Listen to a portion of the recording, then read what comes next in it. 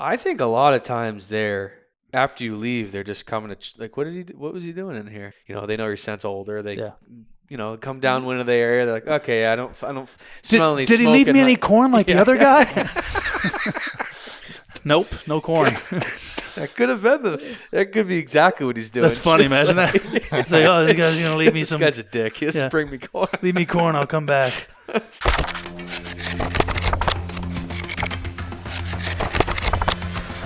Welcome to the Just Hunt podcast. All right, guys. Welcome to another Just Hunt podcast. I'm told it's number 7. It is the middle of winter, kind of, pretty much, and I'm ready for the winter to be over. Today we have. Should we just call you Sev? No. I mean, whatever. Patrick Burns here, who I think the best way to describe you is a really dedicated, obsessive adult Easter egg hunter. Thank you. That's like kind of like. Thank you. Adult Easter egg. So hunting. it's like up syndrome. This is different. Yeah.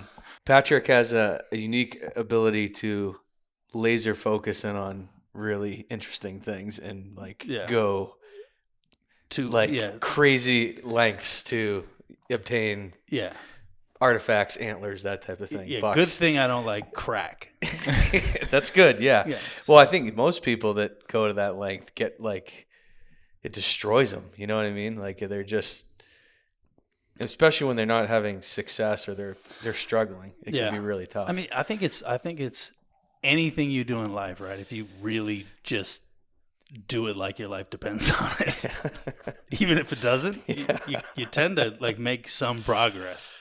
No, that's kind of a joke, but kind of not. I mean, that's we're all that way, I think, to an extent when it comes to deer. And, But it's like the antler thing for you, and then some of the other crazy stuff we'll get into that you're searching for and finding, which is pretty fascinating, honestly. And it's like, how the heck does he even zone in on those things? So you definitely have an interesting, I don't think you're like the typical, we'll say Northeast hunter. No, the way that your progression through life and to arrive here is, I think, different than most. I would say. Would you agree? I think so. Do you want to take us on that? Because I don't know. I mean, I've heard bits and pieces, and we've obviously talked on and off for a while, but I don't know if I've got the whole. And I'm not looking for a 2-hour life story. I'm sure you could tell a 10-hour life story, but no, quicker. Can you? How did you Can you just weave? How did you get there? Essentially, I'm half urban and half woods. So I was born, right outside of Boston in some housing projects, some lower income neighborhood, and I got transplanted when my family actually got kicked out of there, and then we moved into a farmhouse in Maine. Okay. But how old were you then? 12 or something. Okay. Like that, 11, 12. But previous to that, my grandfather and father had always hunted. They'd go up to Maine. I mean, outdoorsman through and through. Okay.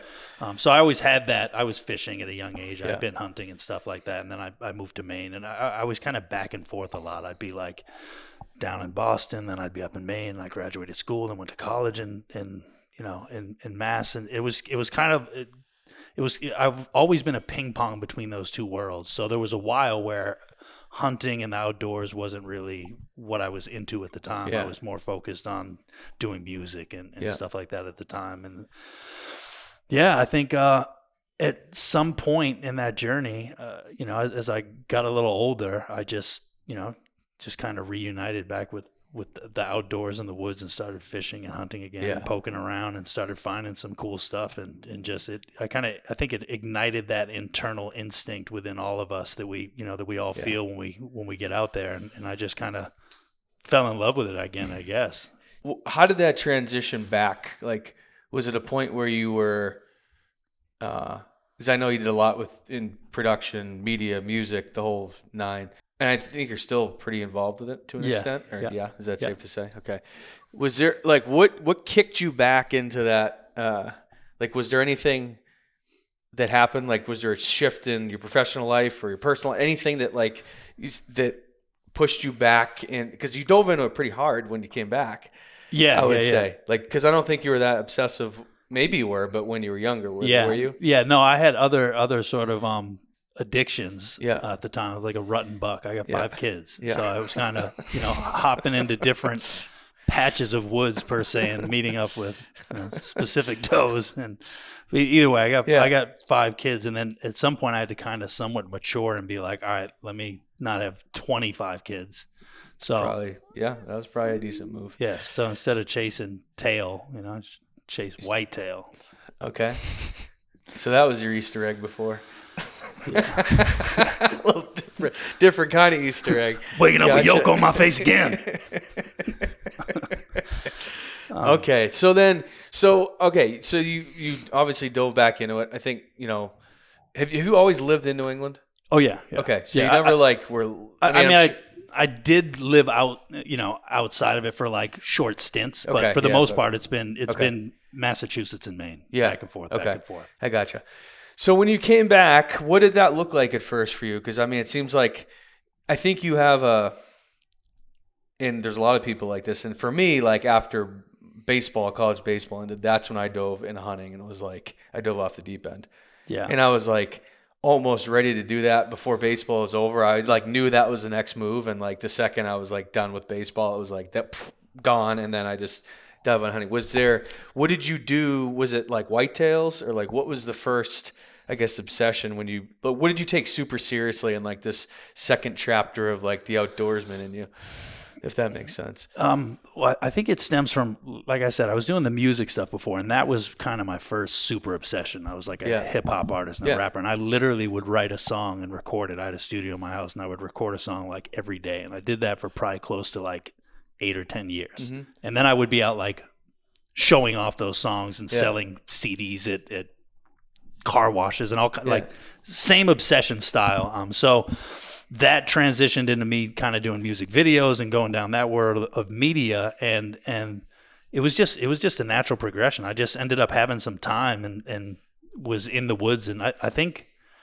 it was just a kind of a slow burn. I just kind of like it was like therapy to get away from everything, So, and I just started kind of, falling into that comfort zone of being like, all right, hell with all this chaos and stuff that I've been dealing with my entire life, and like running towards, because even with the doing hip hop music and traveling the world doing video stuff for different people and here and there, it's just constant stimulation, and hunting is like the opposite of that, right? You really have to just kind of fall back into just human nature and just get to the roots of like, what is it that life is about? What am I doing? All those things that you hear when everything around you isn't so loud and confusing. And I just kind of really like that solace. I like that time. So, and then if you spend enough time in the woods, you trip over antlers and find decent deer and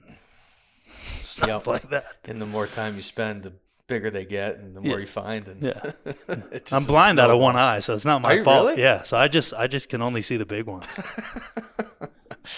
So was it just in the woods in general to start, or was it like shed hunting, or was it like? No, I think it was white. It's always been deer, right? So we would always go to deer camp every year in Maine with my dad, my older brothers, and we would do that, and it would be more of kind of they would hunt, but it was more kind of a social thing, right? They'd be up there and they'd drink, and my uncle would show up on his motorcycle. It was just kind of that sort of thing. So hunting was I never really caught the bug until I got into like it on my own and started doing it on my own. Before it was like the way I think of it all the time. My father passed away a long time ago, but how he had showed me to hunt and stuff when I was younger is so far removed from what I am now. I think it would be hilarious for like my grandfather and him to see like, what the hell? That's the dude that's out here killing the deer now.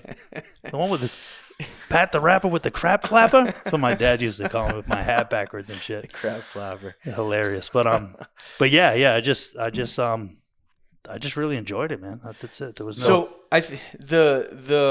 electric buck is, I don't know, a pretty well-known deer that you killed and you're after for years. Were you pretty well obsessed before that, or is that kind of the catalyst to kick you? Because it seems like a lot of people have a buck like that, or maybe it's not a specific buck, but it's a period that like that really was focuses it. That was 100% it. I'd found sheds before in the woods, but that was the first like epic set I had found, you know, and I was like, what the hell? And then the more people I kind of exposed to that or showed to them, they reaffirmed the fact that that's a special deer. That's not, you know, I've never seen that, anything like that around here. So that just caused me to keep digging deeper and you know, learning more and finding more. And then pretty soon before you know it, you're, you know. You don't even recognize yourself. You're a rack head. Yeah. How many years ago was that you killed that deer? 2021. So. And how many years? Like 5 years. Oh. I found his first set of sheds in 2016, but it was from his 2015 head. And that was it was a long journey, man. I think now all the time, like, never doing it again, but I'm over here like driving around with sheds in my car, like petting them as I'm driving. Yeah, well, I think some of them, I definitely get that feeling, or I have had that feeling like I'm not doing this again. And I think it's nice to take breaks. Like, man, if you're obsessed like all the time about one animal for like a decade, that's really gets kind of like what we're talking about. It's like too much, and you almost need now to step away from that to do something else.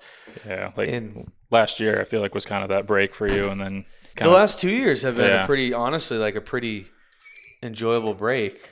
You know, chasing that deer up there before was just, and those are sheds up there. The one in the Euro. It's not a Euro, it's sheds, but that was like 3 years of obsession over that deer.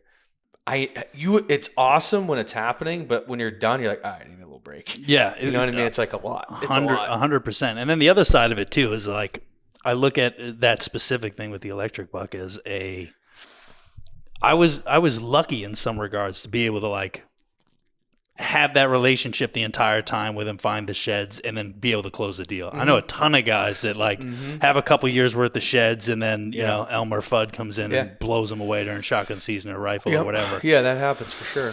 So yeah, it's cool to be able to like do that, and not a lot of them you can't like.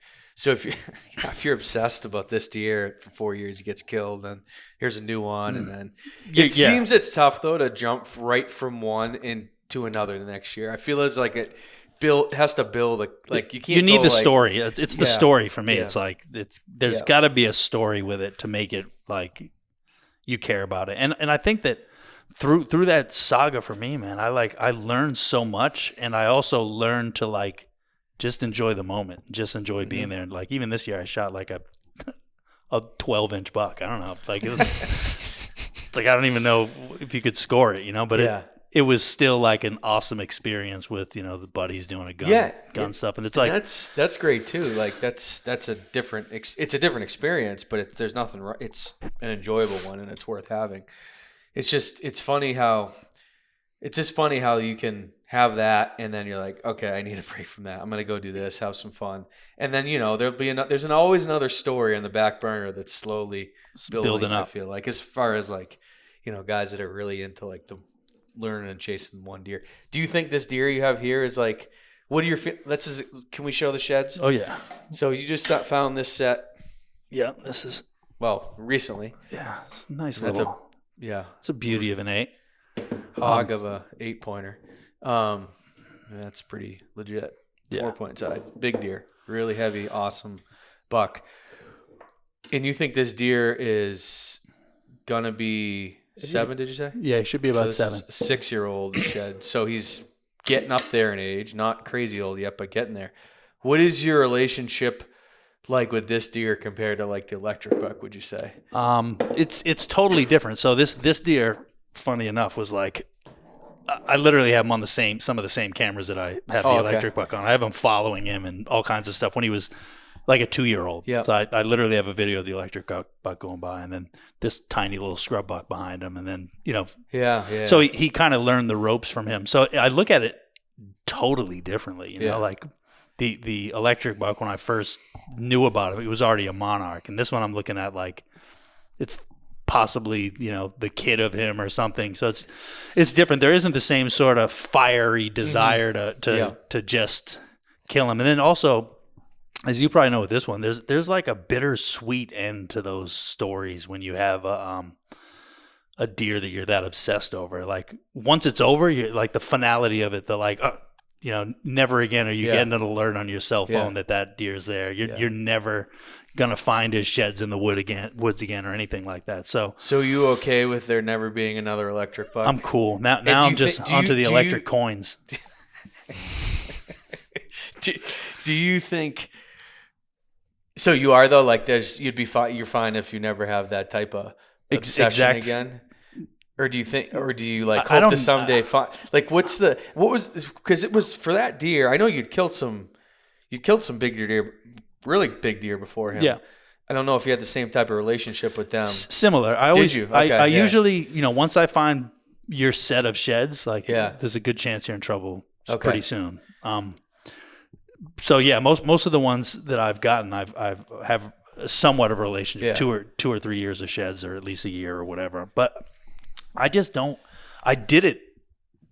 I mean, like 3 times so far, where I've had at least 2 years worth of sheds and then got the deer. And it's not to say that it's not a challenge, but I really think more than anything, it comes down to time. Like if you have the time to do it, and I built my life around having as much freedom as I could possibly have. So if you just keep pacing around in the woods long enough, you'll trip over a big shed. And if you keep pacing around and putting cameras up, you'll get a picture of them and so on. Probably kill them, or have at least a good chance, better chance than anybody else. Yeah, so that's really what it is. So knowing that, you come to the realization of like, all right, what is it now that I really want to spend my time on? Like, and when you have a family and stuff and kids, like, it's like, all right, I sacrificed a lot of like time with my kids that I could have been pushing them on the swings or whatever, chasing sheds in the woods and stuff like that. So there's that in the back of my head too now, where it's like, all right, you already accomplished. What are the chances of you doing the exact same thing again with something of that caliber? It's like, I just hope I don't see anything bigger than them, because then it might start again. Okay, so that's where shit hits the fan again. Yeah, if it's like, oh my God, like this is your chance to.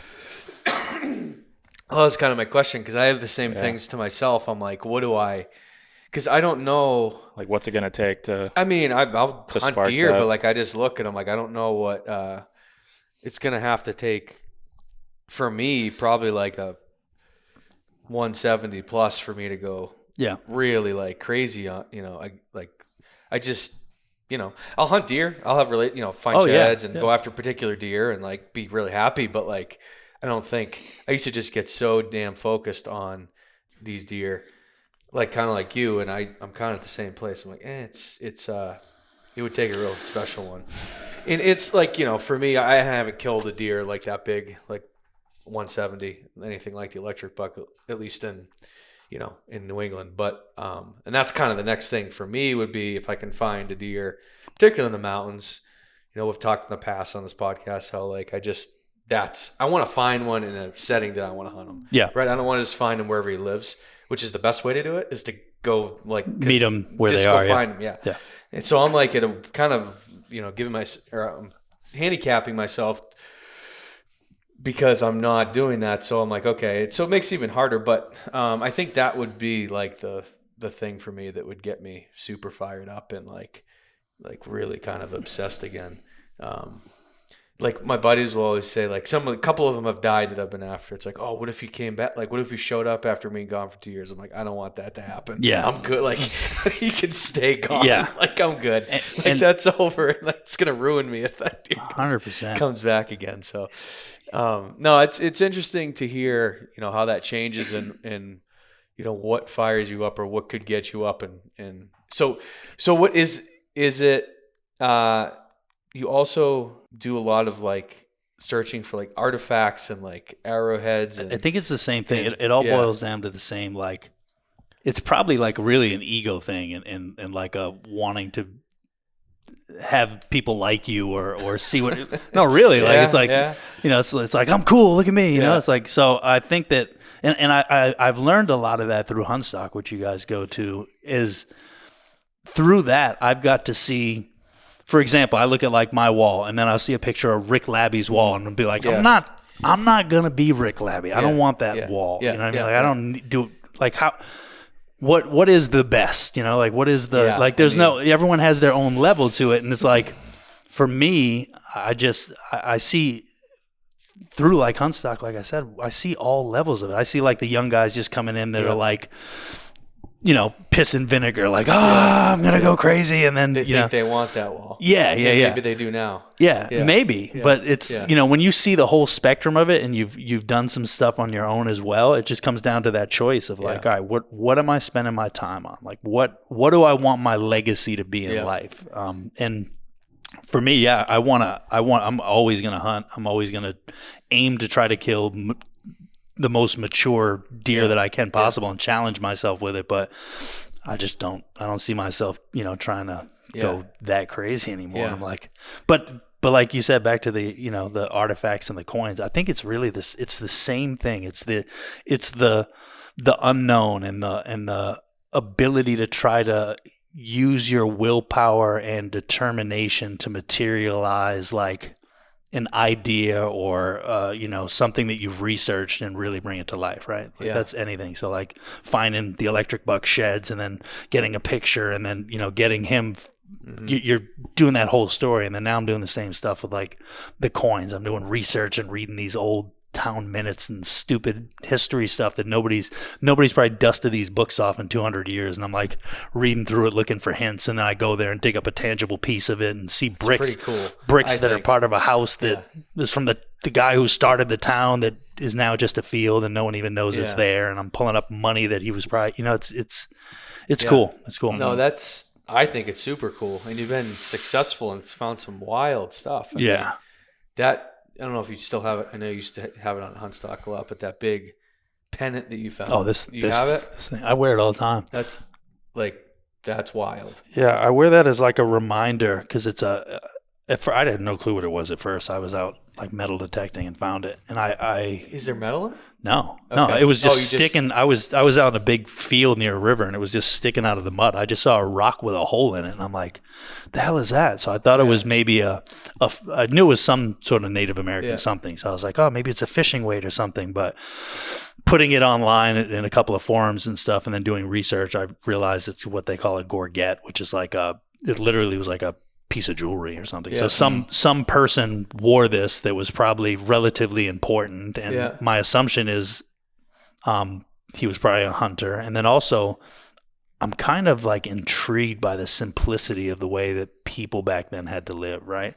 They had none of the confusion of cameras and lights and pot. Like they literally were like hunter gatherers. Like that was it. Like it was probably harsh as hell and hard, but think how simple, like there's beauty in that simplicity. And I wear that as a reminder to be like, a lot of shit that we think matters really doesn't matter that much. Yeah, it's just going to be a rock in the mud someday. Again. 500 years. Yeah. Some other dude's going to pick it up. How do all this stuff that we thinks matters. Yeah.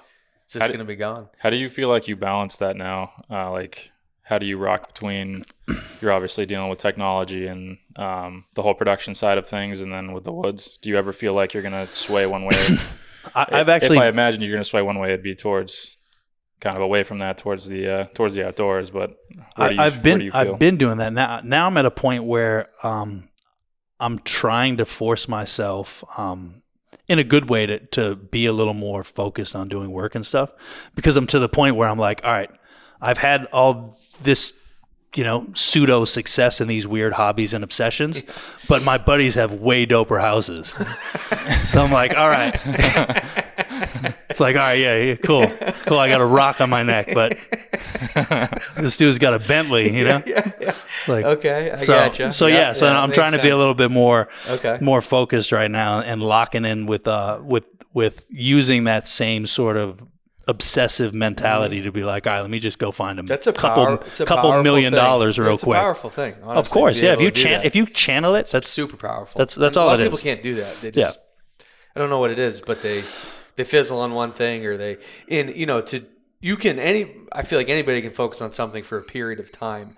It's just to see it through to almost mastering it and getting that it's almost obscure, but it's a rare level of a success that puts you in a class that's kind of there's not many people that are having that level of success. That type of ability to focus and channel, like you said, your energy and your focus it's valuable. It's hard though, but it's definitely. I've had to do it a couple of times. I've reinvented myself multiple times. Yeah. Like I've showed you guys certain videos before me, like rapping on the corner back in the day. Like it's I did that, and then I did the video stuff at a decent level, and then I did the hunting stuff at a decent level. So I'm good at being able to get into a room and then like get attention in the room real quick, and then hop into another room and figure out like, all right, how do I get some attention in this room? So just got to figure out how to do that in the bank. I think part of that. So you are a part owner of HuntStand with Pat, correct? Yeah. You guys, I think, have done that to an extent with HuntStand. Yeah. For sure. Like it's definitely. I think we're just trying to build nothing else like it, really. So we're just trying to build that community, And Pat's a genius with what he does and his experience in the event side of things. Really like.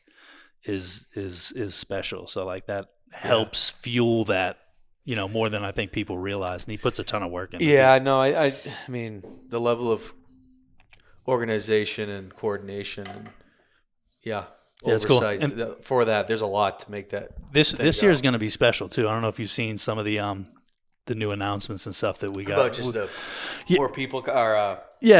More people coming. But essentially, we were getting a lot of feedback from people where people were saying that it was like strictly for trackers. It's a dick contest for New England trackers, and I get that kind of feedback. So we just made an effort to be like, all right, let's make sure we bring in more bow stuff for bow guys. So we're getting more bow brands, and we're trying to bring in people that have a following in the bow world, and that people want to see that haven't really been out here. So the Dan Infalt and the Eberhard and Wenzel all coming this year will, hopefully satify that niche that people are feeling we're lacking. I can definitely see where people I can understand that criticism of it.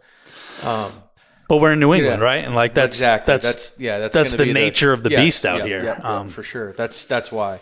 But I think from my perspective, and I've tracked and had success tracking, and I enjoy tracking for sure. But I always not everybody can do that where they hunt. Not everybody wants to. So there's other ways to do it, obviously. So look to the rest of the country. You can see there's we're actually we're in the minority 100% when it comes to tracking. I think it's good just to be. I mean, you got to keep it fresh, right? If it ends up like shows like Springfield and some of the other shows that have unfortunately kind of fallen off over the past couple of years, it's we don't want that to happen. We're trying to be like, all right, how do we cultivate this tradition that we all have here and kind of build it up? And it's like it's a catch-22 too, because you hear it like we're putting forth effort to build community in the Northeast, and there's still criticism of people being like, oh, they're just trying to make money off and of course any business you do, you don't want to lose your shirt doing it, but in reality, if you weighed out what you get to what the effort is, there's way more passion involved of really elevating the community more than anything. And that's I think it's important because there's always going to be criticism when you're doing something different and trying to do something out of the norm. That's the thing I've realized.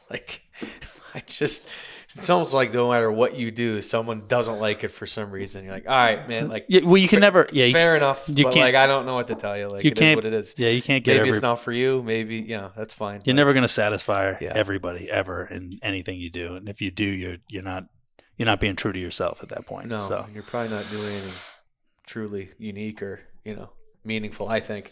Yeah. So the hunt stock thing it's pretty cool.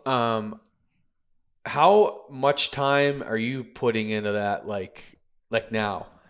We're already we just got back from Harrisburg. We were down there at the Great American Outdoor Show. Pat literally is 10 hours a day on this every day. This is all he does. So I don't put in as much time as him on that front, but we're constantly. But you're working on it, of course. year-round. All year long, developing relationships. Mm-hmm. meeting people, traveling to these shows and tax and stuff like that, and trying to talk to brands and different people we want to get involved in, just building awareness around it. And so that never stops. Like a big component of it is the skill of networking and being able to like make people interested in going and talking to the brands and getting them comfortable and believing in what we're doing to the point that they want to throw money in and participate and show up. So do you have, so currently there's one in Massachusetts, there's one in upstate New York. Do you guys have any plans in the near future to go a third location? Yeah, we're working on it. Yeah, we're working on it now. We're definitely going to. The plan is to kind of tackle each region of the country. And have one, in a centralized location where I think Massachusetts is kind of the northeast one. New York right now is kind of, we're pulling from some Western Mass and New Hampshire, so we might try to creep a little closer to like Ohio, PA for that one, and then I think that makes some sense to me, at least. I don't spend every day thinking about it though. So. No. So that sure you guys are something down south somewhere, and then something maybe out west, and but that's the plan. The plan is to kind of build it out. So one thing that I think you guys have an advantage when organizing an event like this, other than like Pat's and your skill set and Pat's skill set professionally, is your, I guess, understanding of the hunting community in this region. Are you so? And I'm just thinking about this going forward. Like I know, like I'm thinking about down south. I'm thinking about Alabama, Mississippi, Georgia. Like those people are a different breed of hunter. Are you, if you go to an area like that, are you like, what's that?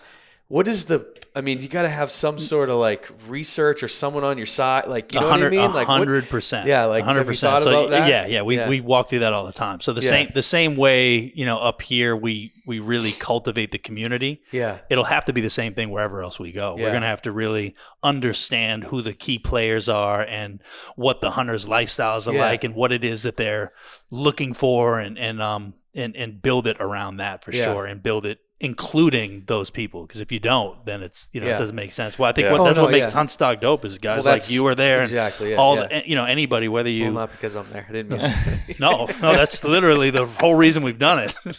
Use code JHC for 10% off.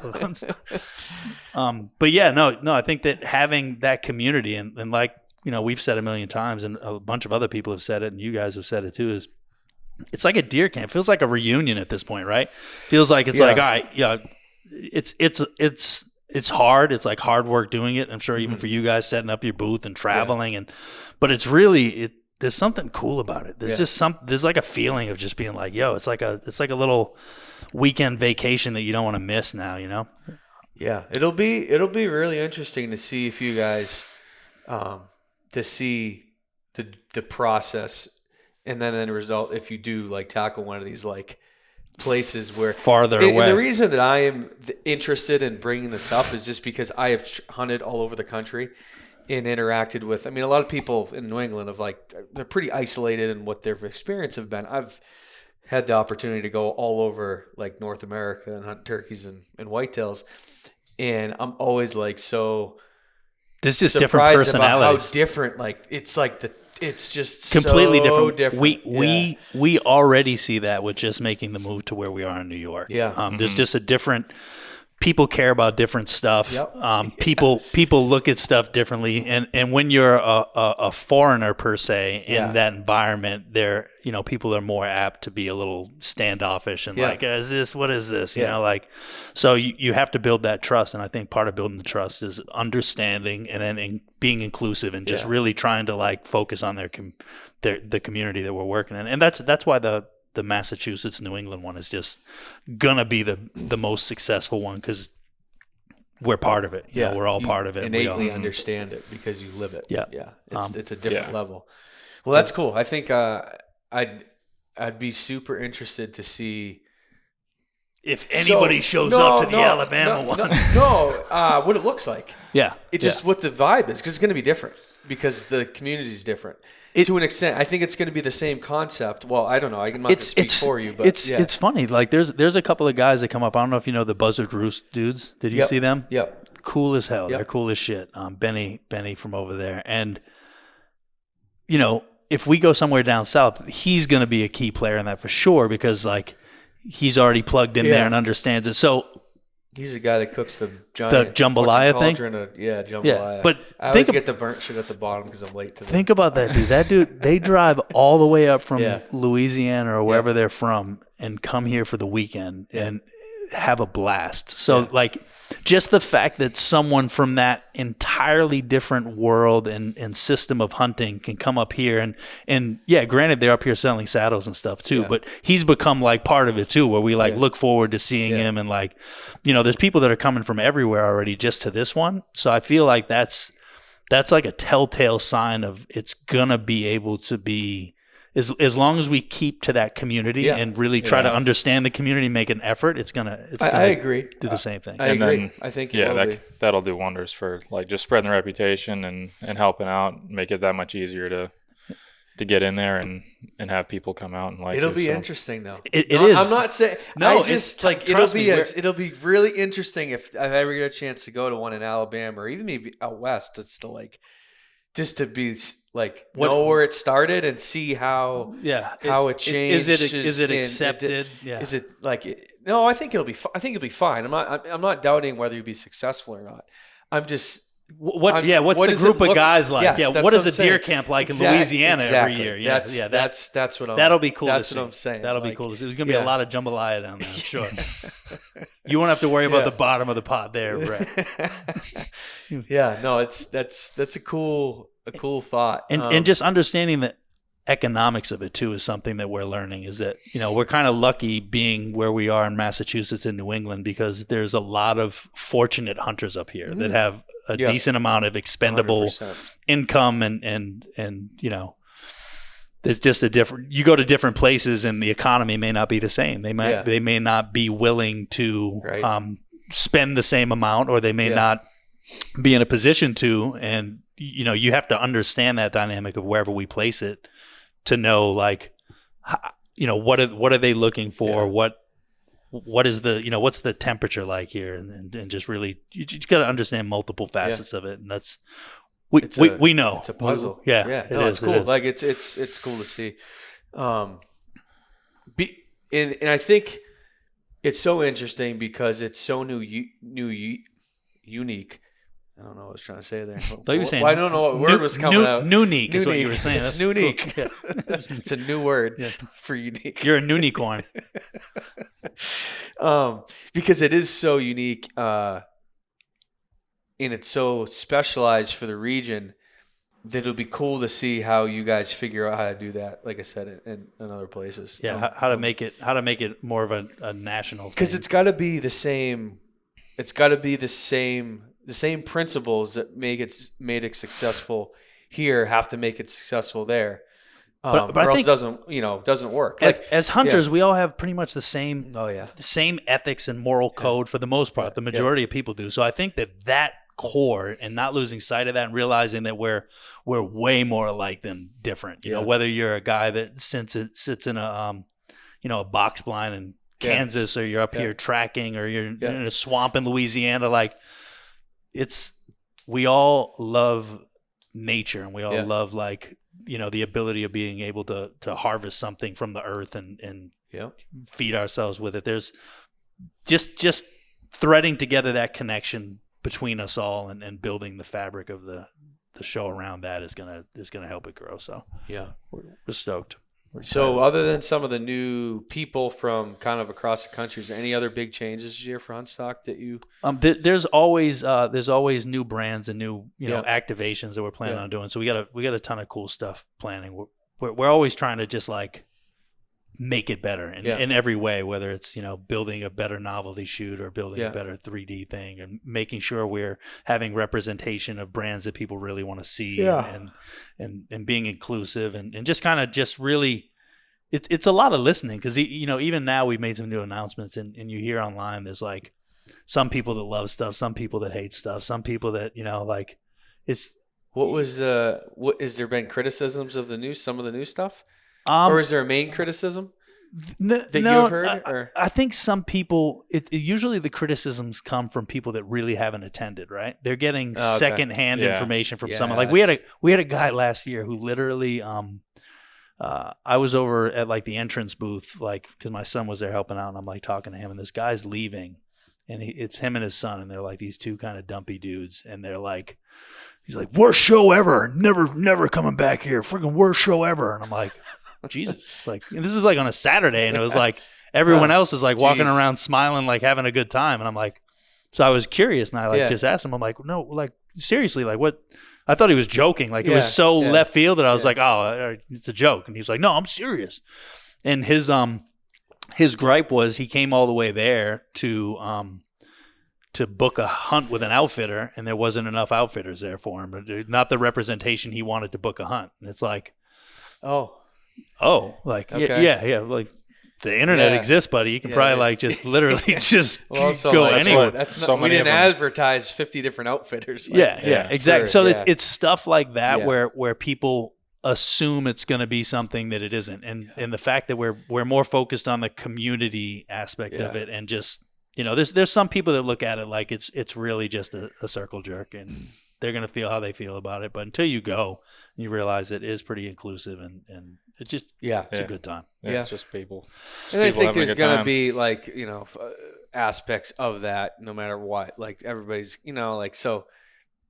Like you said, not everybody's going to be perfect. No. It's never going to be a perfect event. Like you said, you can't keep everybody or make everybody happy. So I think, but in general, it's pretty. Especially the New York one.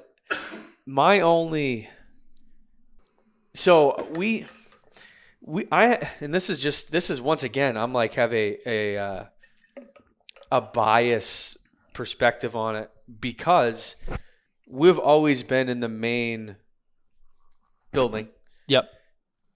And I feel like we're always kind of like involved with not involved, like we're right there when everything's going on. Yeah. So we see everything, and that's how we are for the Massachusetts one. And the New York one is a little more broken up in general and segmented. And so for my perspective, it felt like there wasn't a big gathering. Yeah.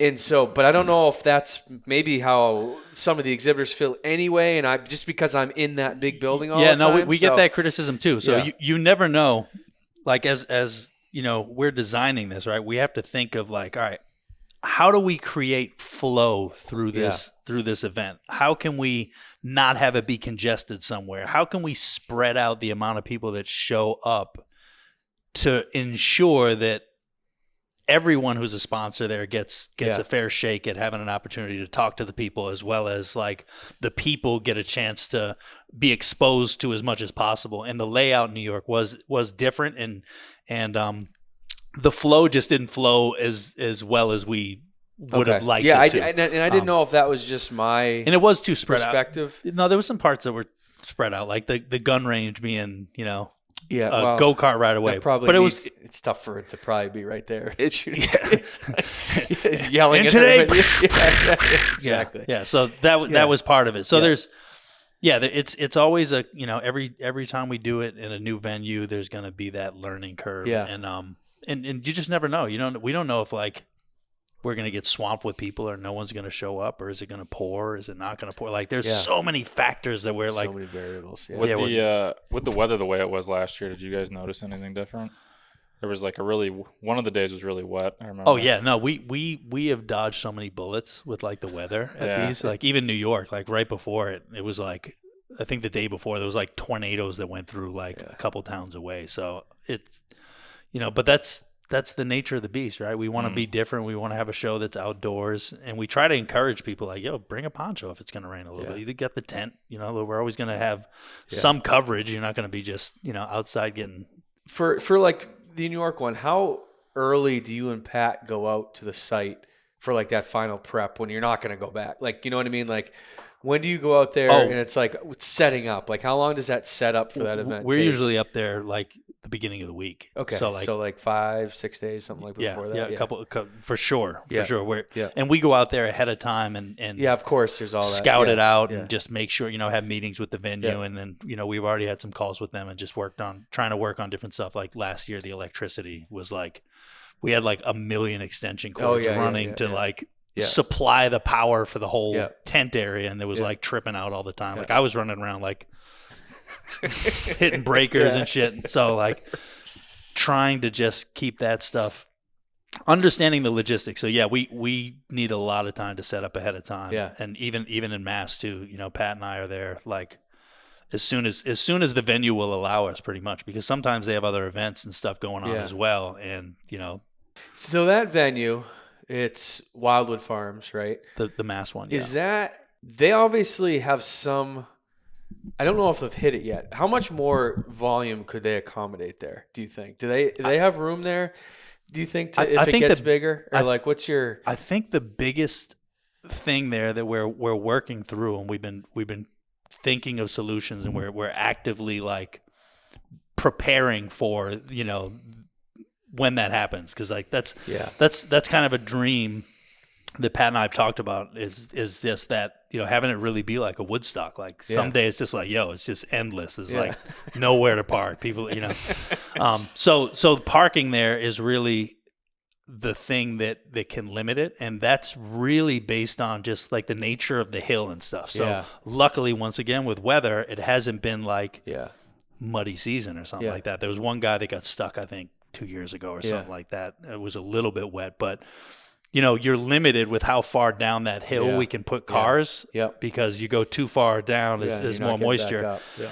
But there's some other places that are on their property that's further up, or that, another farmer owns and stuff like that we're already like talking to about if we need overage, or if this field doesn't work, and if it doesn't work, there's a school that's far away and we'll get buses to bus people in. So we're actively thinking of like potential pitfalls and solutions constantly. Because I think that's a great location. I think they do a great job there. They really do. They're special. And I think that they're part of the reason that it's successful. I know they're part of the reason. I'm sure you do too. But 100%. It's something about that place in the way that they are. And even, I think, to an extent, them understanding the hunting culture, because they're hunters, helps as well. And it really works there. And that's why I was just curious. It's like, hey, if this gets too big, are we still going to try to accommodate it at that same location? Yeah, no, we really,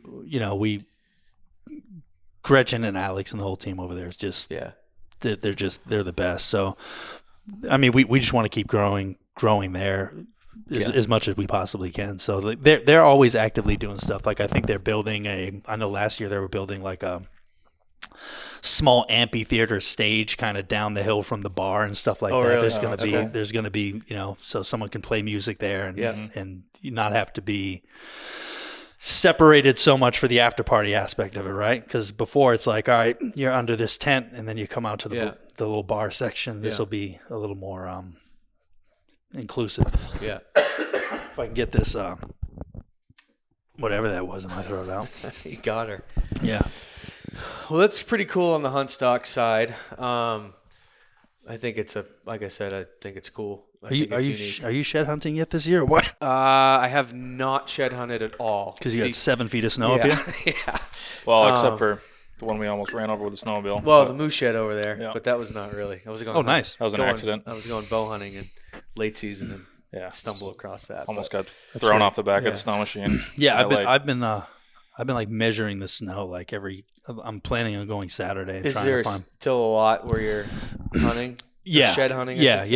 I mean, the last I checked, it was like probably 8 inches of like, but it was a lot more before it. I mean, there was a few days where I'm hoping the coyotes didn't like decimate too many deer because there were been a couple sketchy. Yeah, there was probably, I would say there was probably a 4 days period where the deer were up to their chest in 2 layers of thick, ice and snow, and the coyotes could run around all day on top of it. So I'm sure they got. I'm sure they ate some. You get those periods. Yeah. No, I'm waiting. I can't. There's not much to do. Even on my I'm actually the most excited to hunt on my farms in Western New York, because I've been watching. I got a bunch of food there that I planted, and there's just a bunch of deer. Some good there. ones. Yeah, nothing like huge, but solid bucks. And then I'm excited to bring the kids out because there should be some real easy ones. I would assume, near the food plots. Yeah. So I'm excited about that. But I mean, it's up there. It's up to their bellies too. It did have I think this week warmed up a little bit. So we've lost some out there, and I'm just looking at trail camera. My buddy lives out there, but I'm looking at trail camera pictures and be like, oh, it was up to the belly, and now it's there. Yeah, I've been doing the same thing. Going down. I'm like, all right, it's going in the right direction, but I still think it's at least a it's couple too weeks much. away. It's too much. Yeah. Yeah, we got there's like a 55-degree day I saw, like a week out. It looks good. That's what it says. Forecast. It looks like it's going in the right direction. We're heading out. We're out of the woods for the most part. We might get an April Fool's smack or something like that, how we usually do. But I'm just excited that there's actually, where I'm at, there's acorns this year. There hasn't been acorns for 3 years where I've been at. So finding sheds has been like the most random. Like you can't go to traditional areas where you found them before and find them. They're just literally, when they're browsing like that and moving constantly, you just never do it. So I'm excited about this year just because I know a bunch of areas so well, and I know where like the good oaks are and remote ones. And in regards to that, like for this year, we'll take that specifically. Are you going just to historical areas with oaks that have had like good wintering areas with oaks, or do you have like particular bucks other than this one, obviously, that you're looking for that or have been in an area? Does that make sense? Yeah. You're looking at historical stuff, or you're looking at I'm looking at bucks. I'm looking at both. So Okay. one, I got one side of another deer that I shot like over his back this year. And he's a great one. He has like double flyers up both sides. I found one side, but the only reason I found it is because it was like a main beam up. So just like the G3 and the main beam were like sticking out like a little V from the snow, and there was like 10 inches of snow. And you found that this year? Yeah, I found that. I found that a week right before we had this big storm. Yeah. I went out literally the day before and found it. And I know the other one has to be right there because that area has been like, they've been just feeding there and bedding there. So it's got to be really close. But if it's tines down, you're until the snow's gone. So I'm excited to go in there and find that. But I have like 2 or 3 other good ones.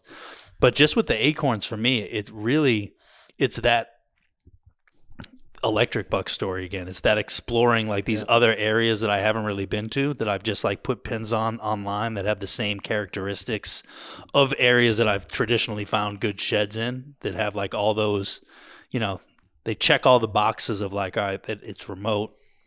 It has this type of cover. It has this age of trees. It's hard to get to. So the chances of there being some mature deer in there are pretty high. So when there's acorns, I can go to just some of those random spots that I've been like Google mapping and looking at for years and say, all right, let's see what's really in here now. Because you just have a better chance of it being kind of in those oaks or keeping them a little more consolidated. Mm-hmm. How have you found? Obviously, you've killed at least 3 from what we've talked about that you have found sheds off. Have you found, other than just being there and like learning in that area, like anything that you can take away from from finding sheds that helps you kill the deer? Like anything specific? I think the area that I'm at is kind of special because I would say that it's probably 85% cover, and then the rest of it's kind of open areas. So it's almost the opposite of what a lot of woods are. I mean, when I say cover, I mean like thick, really thick, almost impenetrable type stuff. So I think that makes my situation for the areas I really like spend a lot of time in special and unique. And I don't know how much that will apply to other areas. So for example, the electric buck, and this one included, I had pictures of him in velvet and growing velvet, within 100 yards of where I found Okay. 3 sets of his sheds. So that's not like these that deer everywhere. at least some of these deer are really localized, and they're not really shifting very far at all. It's so much cover and good oaks in the cover that they really don't have a reason to leave too much. It's not like they have to travel really far. There's tons of mature oaks. There's tons of cover. So they can stay kind of right there unless some outside force, people or dogs or whatever, bust them out of there. They have no reason to really – they just kind of wander and roam through that stuff. So you are actually in the area. You could kill that deer the next November or October. And so absolutely it's beneficial. You're learning because, constantly learning. And I take advantage of this time of the year to, finding his sheds this year was identical to finding the sheds the year before I killed the electric buck, because I went into the woods for the last set of sheds that I found of the electric buck. I went in on a day that was like probably 18 inches of snow. It was like the dumbest move ever. Muck boots getting full like every few steps. And I did a big loop. I was pretty much doing a loop to see what I could find for feeding areas in an area that I knew he was. And I was also changing the batteries on a couple of cameras. Did you know he had shed? No, I didn't know he had shed yet. Well, this one, yes, but the electric buck at the time, I didn't. And as I was leaving the woods, like I did a big loop, and as I'm like coming out of the thick stuff, getting ready to get to this like old cart road, I noticed like in the snow, you can't tell how big a deer is, but I noticed a running set of tracks like coming out of the deep snow, out of like this thicket that I hardly ever go into because it's literally just hell. So like you would never go in there shed hunting, you'd just be crawling under stuff or whatever. But that day as I was leaving, I was like, I had about 20 minutes. Let me just backtrack this and see whatever deer this is bedding, or if there's some other feeding in there that I don't have marked yet. And I literally walked those tracks back to a bed, and under the snow was the electric buck sheds in that bed.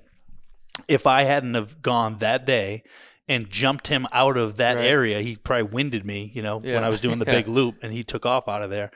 I would have never followed that run to under that tree to where those sheds were, because it's literally just impenetrable shit. Same thing this year.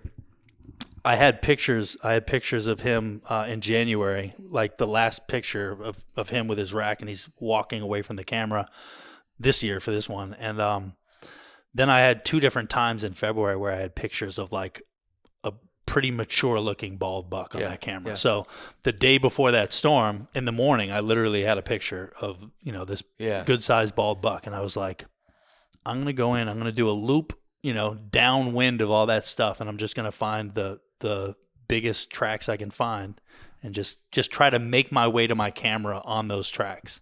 Sure enough, same thing. Like in some thick shit between trees and not, somewhere you would never. It's not like he's walking a run. He's not walking the edge of a brook, or it's like in the middle of nothing. I just happened to walk the run. I saw some pictures or video of that, and I remember thinking that looks like you're in the middle of like the thick. Yeah, like it's not like you're like you're just strolling. Oh, there's a big antler. It's like no, you were in the middle of it. So many of them get lost in there. I mean, I've crawled through that shit before, and a couple of years ago, maybe 5 years ago, I was crawling through an area because now I'm fortunate enough that I put enough time in and marked like the runs that go through it, so I know like, all right, if I walk up this brook a certain way and then take a left and go through here, I can get into some openings and stuff. So I've been fortunate enough to be able to do that and find the areas where they are. So when you say that they were like the one this year, for example, how far into this shit? The area that I'm in is all shit. Like so you just gotta. When I say it's like a mile worth of shit, like it's 100% a mile worth of shit. Like it's just there's. Yeah. That's why they can get to the age they are, is because guys that have guns and track, it's really difficult to be successful there. Like I know a couple of guys that have come down from Vermont and New Hampshire for a couple years now that I've become cool with, that are in the area, and I'll like cross my fingers when they go like, but luckily like they're getting really frustrated with it, and a couple of them have kind of jumped ship on the area because of that. They spend a lot of time there, and then they're like, fuck this. And I think that, and those are diehard guys, so I think that the average Joe, like unless he gets lucky, Yeah. which could yeah. happen, but more Yeah. often than not. Yeah, they're probably going to make it more often than not, which is awesome, I think. It's cool to have areas like that where they can get old, just because they're so hard to kill. Yeah. That's the thing that I think that's unique to New England is we don't have old deer because we have all this great management where people are letting them go. We don't have old deer because the states regulate it. We have old deer because they're just so hard to kill in a lot of these areas. And it's just it's really the opposite of like the Midwest. I say it all the time. The Midwest is like these tiny islands of cover in this vast area of food. And here it's like food and cover mixed together endlessly. So it's like there's not the same edge factor as there. Our edges are much more subtle. Like a swamp meets an oak ridge, bunch of pines and stuff meet oaks. It's much more subtle, so you have to be a little bit more in tune. But I haven't hunted out there, so I don't know. I'm talking out of my ass. I might go out. You're right. Might go out there and just whiff every time. But you're right. It's everything's way more like when you have a tendency to walk out, like anytime I go really in that type of setting, Midwestern type setting, you get there and you're like, you figure it out quick. That's obviously what I'm going to do. What else am I going to do? Like, it's pretty straightforward. Obviously, there's some nuance to it, especially when you're hunting like an old giant deer. Yeah, there's a little more to it, but in general, you can get pretty dang close to the X like pretty quick. Whereas out here, that's not the case. Like, it can take you 3 years to and get they even near the X. They go far. Like even this one, I have people that have pictures of him and had pictures of him, and once I posted those sheds, like I had a bunch of people DMing me and stuff. Yeah. He ended up like during the rut. I know where he goes, and it's like there's a lot more people there, so guys are getting like nighttime pictures of him like on the prowl, and it's funny just because it's pretty far, and you're like, why are you don't even need to go that far. Like you literally are surrounded by does here all day, but what are you doing? They walk. Even when you don't think they should or they don't need to, or when it's dangerous, it's like, what are they doing? But they How walk. far did that buck that John and I tracked? He went a ways. You thought he had just like basically ran all night, and then it got daylight, and he realized he was pretty far away from home, so he just beelined it back across the valley to the next mountain. Maybe because it was like you guys tracked him, not me. But This is here in New England. Yeah. It was in New Hampshire. Yeah. Late December. I had a mountain with some oak that was just like real hot for a period of time, and I didn't have a gun tag, and there was a couple good I think there was like 3 solid bucks in there. Nothing huge, but like really it's nice, You're not letting them big walk, woods deer. And so we got you went in. We got a good storm. Did you go first or Jeremy? Jeremy went first. Yeah, Jeremy went up in there for like half a day. We got in there late on some older snow. Valentine. Yep. Yeah. And then love that guy. Yeah, and then a couple days later, him and John went in there, and this deer. I'm trying to remember what deer I thought it was. Oh, you know what it was? Okay, so it was a buck. So I'd been getting these 2 bucks in there, and I'd know of them. It made a lot of sense that they're in there, late season, whatever. And then it was like the day they were going in, there was just a new mature buck just like showed up on the camera. I'm like, or it was the day before, whatever. I don't remember when it was. But it was like, oh, that's a new deer. And I remember they were like kind of planning on going. I was like, well, there's a new one in there too now.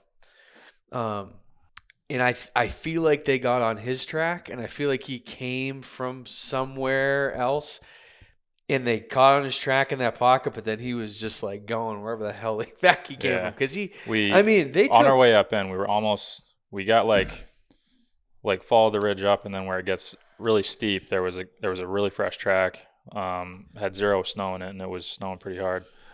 Or it had just stopped snowing, coming right around the base of that, but it was going back towards the truck and going towards private. So fall down for a little bit. He was just like scent checking. He would go like zigzagging. He'd go stop here on the edge of this point, go to the next one, check. And then we left him, just kept going the direction we were planning on going in the first place. Cut that deer's track. It was ended up being a little bit older than we thought it was at the beginning. But it just kept getting older as we were going on it because the snow was pretty deep, and that deer was just beelining it. I forget how far. I think we went like 7 or 8 miles. Like, through they were through pretty deep snow, and but over mountains, Yeah. and like they ended up in. I picked, dude. It took how long did it take me to drive you back to your truck from where I picked up? It was like half an hour drive. Yeah. Where they ended up. Yeah, that buck was like, boof, we were gone. We were Like, up just- and over like 2.5 ridges from Yeah. where we left the truck. So Man, it you got to was listen to just- some of those hunt stock seminars, man. Joe Donito lets you know, man, when he's going straight. Hal Blood too. They're on the highway. You got to wait for them to get off the exit. we finally. You didn't slow down much though, did you? No, I mean, Yeah. well, And he you're fi- tall too. You got some legs and you got the Neil Pendleton waist. Well, he finally slowed down. We finally caught up to at least the doe group that he was going to check. Right as it was getting close to dark, and we bumped those does out. We don't know. And he was like almost in town. Yeah. Right? Like, yeah, he went all the way. Like, I don't know. Yeah, I was wonder looking at if the that's map. what I it was like, I don't really know where he's gonna go from Yeah, here. yeah, I remember that too because you were like Just texting gonna- me like I don't know. So it's like just another example of like They'll just go. why did that deer do that? I don't know. Where'd he even come from? They Like, just go. Somebody they else just- probably bumped him somewhere. How Or about, just- have you ever had this happen? I've had this happen a couple times with really mature deer. I had this one that I was after a lot. I ended up finding him dead. I would go in, and this was when I was just learning him. I would go in and like set a new camera somewhere or go to check a camera before I had a bunch of cell cameras. And I would get a picture of him like that night after me, and then nothing. It's like he like literally walked in and he was like, yeah. nice camera, Yeah. prick, and then just leave. Like Yes. so many times, I'm Yeah. like, you fucking bastard. Like, Yep. he figured, they 100%. they figure that out. Yep. Or like you find I've seen that. I think a lot of times after you leave, they're just coming to like, what was he doing in here? Yeah. Like just they know you're in there. Yeah. Not all the time, but sometimes they definitely know, and they're Just curious. kind of seeing it. And it's at night, so like they feel safe. They know Yeah. you're not there. You know, they know your scent's older. They, Yeah. come down into the area. They're like, okay, I don't smell any. Did he smoke leave in me the- any corn like the other guy? Nope, no corn. That could have been that could be exactly what he's doing. That's funny. Just Imagine like- that. It's like, oh, this guy's gonna leave me This some. guy's a dick. He doesn't Yeah. bring me corn. Fuck you. Leave me corn. I'll come back. That's probably it. Shit. It could be, yeah. I mean, who knows? He's definitely checking out. I mean, they're so curious. I mean, I'm sure you've seen deer just check my shit God. out. Like they're even mature bucks. They want to know. They're just curious. Yeah, they'll look at the camera. Particularly at night. During the day, they're not going to really mess with that stuff as much. But And I think if you simplify it, something that I've like got into is just, we say all the time, like, they're so smart. They're really not. They're just really in tune with their instincts. And if you realize that it's like, if you play into their instincts and understand their instincts, it can help you be more successful. Because it's not like the electric buck didn't think about me once in his whole life, Like, I was the one up at night, over here to the left, like he, never. No. So they're not thinking like that. I don't think. Although I will say, like, there's an intelligence to animals that I think that maybe we don't understand. Like you have dogs. I don't now. I had a whole kennel of Siberian Huskies growing up. So yeah. So yes, like there's been times where I've like looked at certain deer and had them, make eye contact, and you get that almost similar feeling to like looking at your dog. Like, oh, this thing isn't. This knows that I exist too. What I think they're very good at is they know what they know, and they learn from their experiences, right? So they're not going to miss if there's a pattern of activity from humans. They know that, and they're not going to just like ignore it. So I think they're good at like assessing their environment and learning how to survive and move throughout it and staying safe. I don't think they're like outside the box thinkers. Yeah. Where they're gonna be like, oh, this guy, he looks a little different. I bet he's gonna try a different way to kill me. No.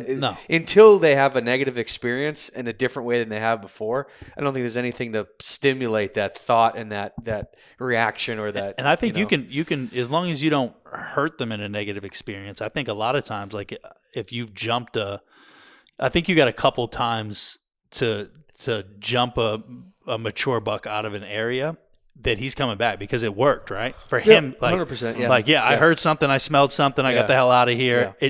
It didn't hurt me. Cool, let me go back. So Yep. the same thing happens again. Well, the plan worked. Yeah, Yeah, exactly. You're exactly right. The plan worked.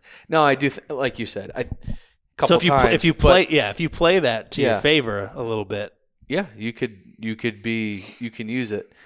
I think in general, and I've said this before, and I don't think it's a huge deal if you jump a deer, scouting or going in and out. I mean, if you're going to hunt them and you jump them, that's probably not good. But Yeah, you're not practicing. but you're not. It's not like the season's over. But I do think in general, if you keep encountering that deer, he's going to avoid that spot and try to. Now he's learning that okay, I'm going to keep running this fucking guy here, so I'm going to slide over here and occupy this pocket because I don't encounter him there because they really don't want to be encountering people, all the time. And if they do, I think they want to do it on their terms in areas where they anticipate encountering people. That's a not a negative experience for them. I don't think if they expect to encounter a human in a place and they do, and they're okay with it because it was kind of on their terms, and they are like, yeah, okay, like if they're sitting on a ridge watching like a hiking trail or something, and they can like sit there and like, yeah, okay, okay, we're good. But all of a sudden, someone comes up the ridge where they're not supposed to be. They've never seen anybody come that way. This they're is like, not, yeah, it'll come back again. But if it all of a sudden now there's someone every day coming through there, yeah, they're gonna adapt and react. Yep, for sure. No, I don't think they're overwhelmingly smart. I just think they're good at reading their environment and reacting. They understand their exact environment way better than you think. They roaming it all day. They have to, or they die. Yeah, very true. And a lot of them do die. Could you imagine that if that's what's crazy about hunting sometimes. For us, it's kind of a game, right? It's not really survival. Like you don't need it to eat, but like that's why those bigger ones are so much harder to kill because for them it's literally life or death. For you, it's like, oh, am I getting? I'll go tomorrow. It's freezing today. Yeah, no, they're out there all the time, even now in X amount of feet of snow, just trying to survive. And they're. I don't know. It gives you a level of respect for them. Did I ever tell you this story? This is a crazy story. I don't know if I ever told you this, but so my father, before he passed, he used to always say like, "Oh, I'm gonna come back as a deer. Don't shoot me or whatever." Like it was a joke. It was like always like, "Oh, okay, yeah, you come back as a deer." And a bunch of years ago, me and my brother were hunting, and I knew this area really well. I learned it really well, and I went in there one day and I'm scouting around, poking around with the gun, and I end up jumping like a really good buck. This is it. Like we got it. Oh yeah. And there was a couple of them together. I go in and I jumped them and they ran. And I'm like, oh shit. All right. So I called my brother, and the next day I'm like, all right, I want to do the same thing. I'm going to set you up over here, and I'll do the exact same thing I did. It was a couple of days later, and let's see if if they do it again. And sure enough, 2 good bucks come by him. He blasts one of them. No shit.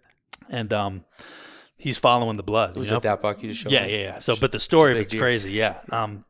He ends up, we find blood, and he's like, there was 2. The other one was even bigger. So I'm like, all right, I'll hoof it around this like ridge, and I'll come on the other side because I know where the runs come out, and I'll just kind of walk back that way. So I get around to an area, and I'm like sitting just watching this little pinch point, like just waiting because I know my brother's going to be, coming through the woods, following the blood. Yeah. So like the chances are if that other one, just went 100 yards or something, he's going to get rebumped again shortly.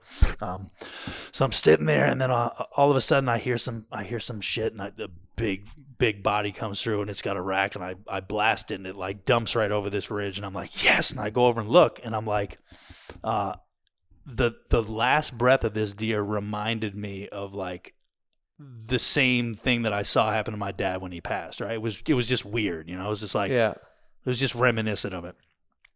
And then all of a sudden, like through the woods comes my brother. The buck I just shot was literally the same one that he had hit. Oh, really? It was still going, Okay. So, so that ends up happening, and I look at the deer and I'm like, oh shit, it's only got 1 rack. Like, it's it shed one of its antlers. Okay. Now I'm like, oh crap. So now we get the deer out of the woods and stuff, and we're talking. We're like, all right, let's we'll go back in a couple of days. We'll try to find the other side. And was it late season? Yeah. Yep. Okay. This was like 2 days before the end of the season. Okay. We're like, yeah, we'll go find the other side and see what happens. So we go a couple of days later, and we're searching around everywhere, and we're trying to find the other side, and we don't find the other side. And we're like just about to give up. We're sitting down and we're like having a drink and we're like, oh, well, whatever. Maybe I'll find it sometime soon. And as we're doing that, my brother looks over, and the deal was whoever found the other side of the shed would keep the mount because he found it. So sure, my brother is like, as we're drinking like water, he's like, what the fuck? It's like right next to him, you know? So he gets it and it's like, holy shit. So he gets the shed. I'm looking at a picture. This is a picture here of the deer, right? So this is right after I shot it. You can see he only has one rack. And I told you, like, when I shot it, it had this, like, the last breath I watched it take reminded me of that. Days later, I'm looking at this exact photo that I took. Like, is there anything that looks suspicious or anything weird about that photo in any way? His eye. Well, never mind. Not the eye. You ready to get chills? Let me zoom in a little bit more. Now let me turn. Do you see a face there? I do. Do you see like hair and a face and a nose, kind of? You don't see the two eyes? The two eyes and the nose. Oh, yes. Like the. Oh, yes. All right, ready? Yes. Now here's a classic picture of my dad that's like been in our house forever. No shit. Now let's go back. Keep that in your head. No shit. Weird. And I didn't. Yeah.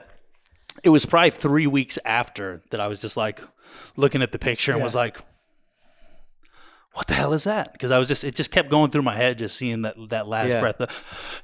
Yeah. It was just weird. It was so weird. So I think you think that was your dad? I don't know. Or at least something. It was something weird. Yeah. There was something weird about it. It's so strange. And that deer was probably 5 or 6 years old, and it'd been 5 or 6 years since he had passed. So it was just weird to have all that coincidence woven together. Was it? Probably not, but it's still like and you know, I don't think the journey of my brother and I, like hunting together, both shooting the exact same deer, and not having an antler, finding that antler, like it's just there was too many variables that normally like. How far was the antler from where he shot it? Half a mile, maybe. Oh, so that's pretty far. Ways. Was it buried or was it sitting right on top? Like he had shot it No, it was at that point there was no. It was just like a dusting of snow that was in the area, and it wasn't like buried or anything. It had probably been there. I think he obviously dropped it before we shot him, and I bet he already had dropped it before I had jumped him the first day, because it was kind of in a different area, you know. But they kind of bet on this knoll, and then travel to the good oaks to go feed. But it's just such a strange story, and that it is. I don't know. It's some the more things like that keep happening, the more I think that coincidences aren't really a thing. There's I've had rhyme or reason for it. I've had a bunch of experiences in life that have been like. Yeah, that's what is that? Too many to but I think our brains constantly look for patterns. 100% they do. So we're looking for like what is the silver lining? What's the thread that ties this together? But certain shit is just like, I don't know. What are the chances of that? I think some people just like are completely not aware to it, or I think some people are more in tune with that type of thing than others. I don't know. Yeah, that's for sure. That's for sure. There's different levels of in tuneness to the universe, and I think as hunters we're blessed to have moments where we sit in silence and can absorb the universe in a different way. I try to explain hunting to non-hunting people all the time, and I really think that would be a cool thing to do. Imagine just taking like somebody out who's never hunted before, not even for the experience of hunting, but the experience of, all right, we're going to walk in the woods in the dark. We're going to climb up in a tree as quiet as we can, and we're going to sit here and watch the sunrise, and you're going to hear like everything around. You're going to wake up in 3D like you never have before. Like, I don't think that experience that we have and we've had a million times, like 95% of the planet doesn't get that. No. Like they're waking up in the morning and watching nature is through glass, through a glass, and they saw a bird land on their bird feeder, and it was beautiful. It's not the same as like hearing the feet of a squirrel behind you on the pine tree, like climbing up, and like all the little tiny shit that we have to absorb and being keenly aware to nature. So I think that with that and us, having that part of our human nature ignited. Maybe it's a little bit of an antenna that very well could be. I think we're lucky that we get to experience it that way in in a fashion that we're also doing something that I feel like is productive to an extent. How productive, I don't know. But we're not just out there to just listen to birds, and we get to experience all of that while working towards something else. And we're carrying on an essential tradition. Like Yes. if they really, how many generations would it take if hunting was banned before the art of it would be, Oh, not many. Yeah. kind of It's lost. already starting to get. It's as far as woodsmanship, that's starting to fall by the wayside. I have that's people. for sure. I have so many people that I know that are like not hunters at all, and just very urban city people that are. I'm sure you guys have heard it a million times too. That have been like, "Oh, if the world goes to shit, I know where I'm going." yeah, It's like, listen, I'm going to be gone, but good luck. Definitely heard that. Yeah, just because, No like, doubt. so that thing that we're doing is like that tradition is important, and keeping that ability to survive off of what the earth has in the most remotest bare bones fashion is more important than I think the modern society realizes. Like if it wasn't for hunting, we wouldn't be where we're at right now. Like we wouldn't have survived to make it to this point in evolution. And as far as we've come, it wouldn't take much to set us back to where we're literally right there. On the brink. That's why I'm staying good. It wouldn't take much. It really wouldn't. Like a couple wrong political decisions or whatever, and one slip of a button, or something from outer space. I think that's what we need, though. I think that the alien shit all the time. I say it all the time. Like that would literally stop like all the politics and all the race wars and all that stuff. Little hard reset. We need a little green guy to blame shit on. It's almost like I think a lot. You talk about like people that are preppers. It's almost like this fantasy to an extent, but until it's not. It could be reality. Like it will be at some point. And I think it already has been reality for multiple a lot of times. Yeah. So it's probably going to happen again. Yeah. It's almost inevitable, I think, in my opinion. I think this place has hit reset. I do. I heard something the other day. It was on a podcast somewhere, and it was saying, for example, AI right now, right? Like AI is this crazy new technology that's emerging and making things simplified, and just it's able to create art and all this other stuff. And it's not that it is being built right now. It's that it's always been here, right? We're just like fire. The ability for fire was already here and existed on the earth before somebody slammed some shit together and made a spark and figured it out. So AI, think about what we do with it. We take minerals from the ground, from different places, put them together, create technology. Yeah.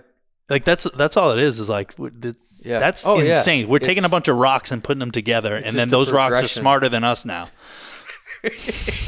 Yeah. I mean, for sure. It's some of the technology, like some of the stuff like this data mining stuff and the AI. Have you seen these plants, like these supercomputing facilities that have like they say it's gonna absorb so much water. They're saying that the amount of energy that it takes for these AI centers, and the more people use them, it takes water to cool the stuff down. Yeah. So it's gonna like put a dent in like water supplies. And then even the electricity consumption is just insane. They're having to like almost produce their own grid to feed these things. Like they have to figure out a way to. Yeah, it's wild. And then, like I said, but that could all just be quickly reset, and then we're back to hunters. Slamming big rocks together to make a spark instead of small rocks together to make whatever the hell this shit is that we're doing. You'll be wearing your pendant on that's why I wear it. That's it. I don't know if it's good luck or bad luck yet. Yeah, I don't see how it could be bad luck. Yeah, I really don't. I mean, one thing I want to ask you, and I was just thinking about this when we were talking. So you're doing a lot of hunting in thick stuff. I assume some public access land. What is your stand and like setup? Like, what's your gear look like for that? Flashlight, shotgun with a silencer, and, sitting on the ground. My buddy. No, it's I use a climber. You do? Yeah, I don't.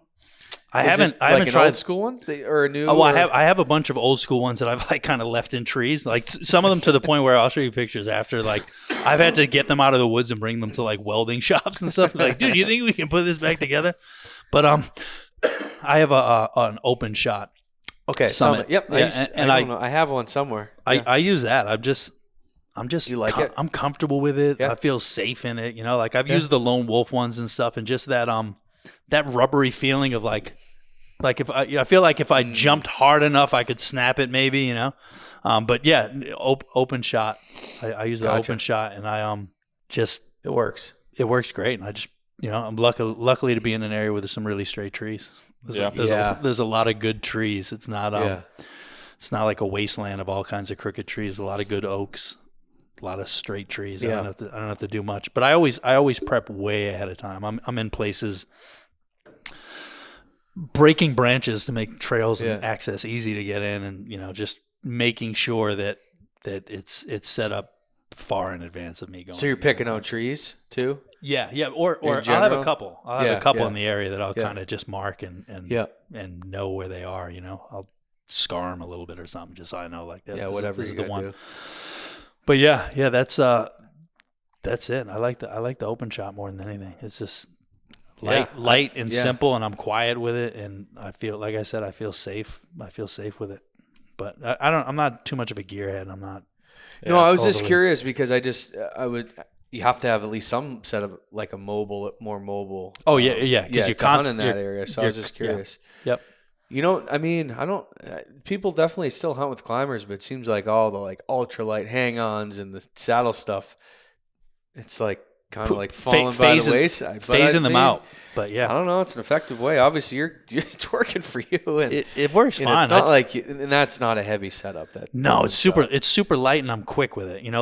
I haven't even tried, I guess, a saddle yet, or kind of like just a stand and a stick setup. But I know that I'm clumsy, right? So I know that that's going to be something I fumble with when I'm trying to set up. Whereas now, the only thing I got to fumble with is undoing one cable, wrapping it around the tree as quiet as possible, and undoing the other one, and then just ratcheting myself up quietly. So I don't know. I'm afraid to get in a saddle. I'll probably like it. You might. The comfortability. You got to be careful. It feels different for sure. I feel like the only thing with the climber for the bottom is you got to. Oh, you got to make sure you lock your teeth in. Well, that, and then even just when you're like pulling that bottom up, just making sure you're not dragging. Oh yeah. On that tree, like it's not. I'm sure you do it nothing now. But that's the one thing I used to be like, I got to make sure I get. Don't want to drag my teeth and then depending on yes. Exactly. You don't want to drag your teeth. Never want to drag your teeth. It's a lesson in that statement. No teeth dragging. But yeah, I finesse it enough, and I always I'll change my like the shrink wrap every couple of years too. Okay. Yeah. The worst thing I think is like if it's a little bit wet out and you're in like kind of the wrong tree. Like I've had a couple times where I've been like trying to get up quietly, and in doing so, I'm not like really locking in, and I've literally been like slid down 4 feet, like bang, like 5 a.m, and you're like, well, that sucks, I remember I was in a climber, suburban type spot in New Hampshire. It was a while ago, bow hunting, and it was early in the morning, September, and I climbed like 20 feet up, 5 feet up this tree, and the bottom just like fell out and went all the way down the tree. I've heard that from a couple people. You don't have a shoelace type thing like connecting them? I did that day. Yeah, you do now. I always make sure. I'm like always grab mine and be like, you're good, because I've been close. I remember I was like, shit. I got down. That's the other thing you don't realize when you're up there with just the top. You figure out a way just to fix. No, I guess I'm using my legs to. Yeah. I've never used a climber in my life. You haven't? No. Saddle? The saddle world or stick and stands? I do both, but no, I always used to hunt out of just ladder stands and stuff that my family put up, and then. Have you hung any hang-on stands? And you they're have? still there. Okay, yeah, they're still I was just there. Curious how that, if you've messed with them or at all. Or. Yeah, I had one in an area that I was just going to tell you a story about. Like I almost fell out of a climber one day because I went up this tree that I kind of did one of these. Yeah. And then like where I set it was like right in that area. So I thought I was good, and I like leaned over at one point and literally went ass over tea kettle and was like hanging upside down. Like I just lucked out. I was just like, drop the bow, like all right, we'll figure that out later. Like landing some branches. I was like, all right, slow. You just had to slow time down and think. I was strapped to the tree. Yeah. But regardless of that, you still don't want to be like upside down in your climber. Like that's just not where to be. So I lucked out. I like orangutan did a little bit with like one arm around the tree, like grabbing. Yeah. Figured it out, but that. I had one last year with in a saddle. I was like, there's a little buck in front of me. I was on the side of it, kind of like. What, on the side of the platform? I was stepping on the side of the platform, hanging off the side of the tree because he was kind of going around me. And just stand flipped on me. I like lost my balance, swung, smashed my bow against the tree. My arrow snapped in half. Luckily, I didn't get stabbed with a broadhead, but cables went flying off the cams. Like my bow just fell apart in my hands. And I remember you telling me and then about the this. deer's just looking at me like, what the fuck? Those young bucks are like, move along. I was like, nothing to see here. That's crazy. I haven't had too many crazy. Other than that one, I don't know. Nothing. I've never fallen out of a tree. I know, all of us. Yeah, I try to be careful. I try to be careful as heck. Is that something that you guys do? I hunt by myself. No. I was thinking in my head. I hunt by myself so much. I got to get better at, like, I have a buddy that I hunt with as an older guy that, him and I share our locations a lot, but there's been times where I've been out like in the middle of nowhere where I haven't like even sent anybody my location or anything like that. So I want to try to get better at like, especially as we get older, it's like, I try to be good about it, especially in some of these remote areas, man. It's just like, you just never know, especially if you're somebody that lives by yourself and like you don't you just like go out after work or something. Like I definitely try and at least let somebody know. Yeah, I voluntarily share my location all the time with my wife. Yeah, it just makes somebody would be like, fuck. No, dude, I've it makes I've my done life that. so much easier. Like I don't like she just know. Like I don't have to. She doesn't have to ask. Yeah, like you know where I am. Yep. It's right there. That's why you can see. I'm right there on the map. So that's another benefit of that is she's always if something doesn't hear from me, and then obviously we're usually with someone else. As far as we're hunting, like which is that's another thing that we have. I feel like we don't have the same experience as a lot of people because we like always are with another person climbing up the tree. It's like because you're filming and stuff all the time too. Yeah, you can almost be a little bit lax with stuff because you can I don't know. We shouldn't be, but like it happens, or you're just trying to rush, or like I'm talking about filming next year for this one. I was talking really, I was talking to one of my buddies who's into that. You guys know them too, but I don't put them out there yet. We'll see if we do the film on it. But he wants to film you. Have you ever? And the cool thing is he gave me my bow too, and he killed like an epic buck with this bow on film, and he gave me the bow that I have. So if I killed this buck with the same bow that it kind of full circles it, because I started out. I don't know if you guys know. I was a gun hunter forever. Yeah. And I'm blind out of one eye, and my brother, who I hunted with, had me. This was years ago. He was like, "Hey, you got to hunt with me this year. Come hunt with me during bow season." Yeah, and he had just blown his shoulder out and got a crossbow, right? So he's like, "All you got to do is just go to your doctor, and you can get a crossbow and go with me this year." So I did that, and I didn't think anything of it. I was just like, "Oh, fuck it, I'm a gun hunter. I don't care." Yeah. A couple of weeks early, but I did that for a few years, and in Massachusetts, once you get a crossbow license, you're not supposed to be able to hunt with a regular bow after. Okay, I've heard that. Which to me is weird because it's like that's like saying somebody who has a handicap license plate can't park at the end of Walmart parking lot and like walk their ass into the store. Or if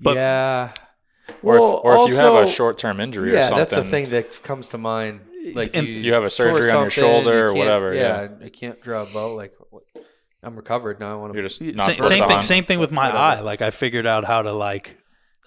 I mean, and mind you, I hadn't really tried before either. Yeah. So it was like part of it was bullshit, right? Yeah. Just being like, oh, this is an excuse you can use to do it. It is a permanent disability, but now I shoot all the time, and I'm like it's the dumbest. I just think it's a dumb kind of rule. in general. So do you have to still hunt with a crossbow then? you're supposed to. Oh, really? Yeah. You're supposed to. But I've talked to that's the thing. It's like I've talked to multiple EPOs and they've all kind of said the same thing, being like, I don't see how anybody would give somebody shit for that. You're literally making it harder for yourself. Mm-hmm. Yeah, I don't know how. That's just It's like a weird loophole. So yeah, I'm in the process of like trying to figure that out correctly. Yeah. But that's only for Massachusetts. It doesn't matter for any other state. But right. it's still, I just think it's kind of because there's a lot of guys, and I'll see it online too. A guy will, injure himself at work and then not be able to hunt that season or the next season, and to force them into something that's permanent like that. That's what I'm saying. It's weird. Especially where right now they're trying to make it so that crossbows are like anybody can use them anytime. Like that's on the books. If like that comes, then you'll definitely be able to use it. Yeah. That's not going to be an issue anymore. Is the eye thing something you were born with, or is that? I was born that way. It's the equivalent of like looking through a couple pieces of. It's legally blind, right? Like I can see you guys, but it's just like. You guys do camera stuff, like super out of focus. Like everything's out of focus. Shit. Nothing's ever in focus. And with a bow, I mean, it doesn't change, like my right eye is my dominant eye. It doesn't really change anything. But like I said, I kind of fell into it just off of my brother's permanent injury and him telling me like, hey, since you have your eye thing, you can just, and it was such an easy process that it didn't seem permanent. It was literally like, called my doctor up and said, hey, I'm trying to do this thing. Do you write me a letter? And he's like, yeah, no problem. It's like, and then you're locked in with it. So I have a buddy too in Kentucky that's he's got a condition. I forget what it's called. It's an eye condition, and it's like degenerative type eye thing. And he like can't see in low light. Like it just just no detail. It's just like he can't see shit. So he actually he doesn't shoot a bow anymore. He shoots a crossbow, but he has to use like a scope. Like because he can't even see like what he's aiming at if he doesn't have like a good scope on the crossbow, and that's how he gets around it. And he's able to hunt. But yeah, I mean, there's a lot of people have issues. Yeah, bow hunting's hard. Like it's hard. Oh, it definitely It's hard. It definitely adds a layer. If you can't see or you're physically got an impairment, it makes it even harder. What was your progression? Because you used to shoot a bow left-handed for a little bit. Yeah, so because you're left eye dominant, right? That's the reason. So I still. Did you bat left-handed? Or I was a switch hitter. Okay. Bet you were. Yeah, I was glad you are. Yeah, no, I could kind of do both, and I can shoot. I shoot guns both ways. Like I actually like to shoot a gun lefty. Like precision rifle, I'd rather shoot lefty. When I track and I have to shoot like fast and something moving and work the bow, I like to shoot righty. When I shoot like waterfowl, which I don't really shoot waterfowl, but if I do it, that's righty. So you do a lot of things kind of I kind of do both, and it was, to me, I was like, I'm left eye dominant, so maybe I should embrace that, and then shoot lefty so I can use my left eye. And I did it for 2 years, and I actually shot, I think, that buck, that big 8, and then that one up there, lefty, and then what other? I've shot a couple of them, and it's just more comfortable. The physicality of it is more comfortable right-handed for me. Yeah. It's more in control. The biomechanics of the right-handed shot are like stronger for me. But the sight picture lefty is superior. So much better. It's superior. So it's like, I think as I get older and I think as my eyes go, I'm probably going to have to flip back lefty. That's my. You know what I learned this year the hard way as a bow hunting thing is that if you have like a 7-yard shot of like a really good buck like right under you, that you have to aim slightly different. Although like you can aim at a target a certain way, but just thinking you're going to do this. Yeah. Oh man, that changes it a lot. Yeah. Just shoot over one. I mean, I shot through its front leg apparently. Oh, really? Yeah. Well, I have no clue how. Yeah, it was like it literally didn't make sense until I talked to some of my buddies, and they're like, "Nah, you got to bend at the hip, not change your, It's hard to shoot. I don't like. I mean, that's. But tough. I practice that shot all the time, Yeah. like at the range. You know that we got a platform over there, and I constantly am shooting that way. But in the moment, I don't think I think I skipped something. So that's another advantage of a crossbow in that, because the crossbow is like. Yeah, You're gonna staple that thing to the ground for that close. Like that is one negative I would say about saddles, is that it kind of lends itself to shooting in really awkward you're not positions mechanically. Yeah. It does. I think that the big thing, especially I'll say for people who aren't the most like physically capable that try to hunt out of saddles. Yeah. I think the big thing, no matter when your bow or however your position when you're shooting a bow, period, but also mostly bow hunting, is you just have to make sure that you have your anchor point and your peep, if you shoot a peep, which I would recommend a peep. You're in it correctly and everything's lined up, because ultimately if all that's lined up, the only thing you're going to be doing is torquing a little bit. So you may have some left and right misses, but like if that peep's lined up and you're on your anchor, you could be almost upside. Think about that, upside down. Yeah, maybe. Well, no, because then your arrow wouldn't be sitting on your rest anymore. But if you could get it on the rest and you're upside down, you're gonna hit pretty close. So it's all about that. Like that's the most important thing. If you can do nothing else, just make sure you line your peep up with your sight housing, and then if you level your bubble if you can on your sight. But if you've got that lined up, then you're going to be in decent shape. But when you're in a weird position, it doesn't feel, you haven't been there before, so it doesn't feel wrong, normal or wrong, because you don't have any previous feeling from going like this or like this. Yeah, it was a good one too. He was good. It was a really good one. He was behind me for probably 20 minutes. So I had like a good. He came from my right, and I heard him, and I'm looking. I'm like, oh shit, that's I don't even know who it was. I'm like, that's a good. And he just stayed behind me at like 20 yards, like in this bush, just literally just crunching acorns, and it just kept getting loud as hell. And this is on like a cloudy, darker day, yeah. So it was probably like 10 minutes before you can't shoot anymore anyway. And all of a sudden, like. From the swamp below me that I'm watching, I start hearing more shit, and this other buck starts coming up that's like pretty good, but it's so low light, and I'm in like a dark area that I'm like, I can barely make it out, So as this one's coming up the hill, the one behind me decides that he's going to go meet the other one. So that's why like he literally walked directly under me. So I was like ready, and I like didn't stop him either. I just kind of like let him walk into it and let it fly that way. Which I don't think that was a big mistake. Because when they're at 5 yards and you try to stay, sometimes like I remember and it's directly Ross, above them. I remember I was filming Ross in Kentucky, and we went down there for him to kill this one deer, and it walked out and it walked straight into the tree like this, and then it turned at the, like right there, and he's like on it like this. And he goes, meh, and it takes off running.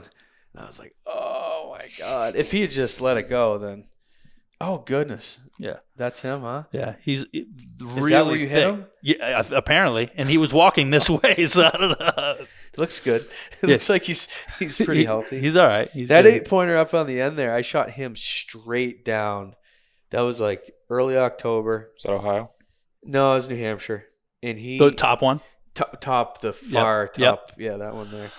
It was, I remember he came in and he was sniffing my my climbing sticks. And it was like the last 5 minutes illegal. And I just see, this has a pretty white rack, and I'll just see this like the frame, the case, and I'm like, oh my God. And I'm like, how am I going to shoot this thing? Like and I'm waiting, and it's like and then finally he just like turned away and took like one step, and I was like, and it was getting dark, and I was like, this feels weird, but it looks pretty good. Yeah. It was a decent shot. I mean, it was like straight down through. I only hit one lung, but it was like liver lung and then out the bottom. He didn't go very far, but those are tough shots. Yeah, as you get in the bow more and more, you run into you run into some. Well, the other thing that you probably haven't had a lot of like experience with is like deer ducking.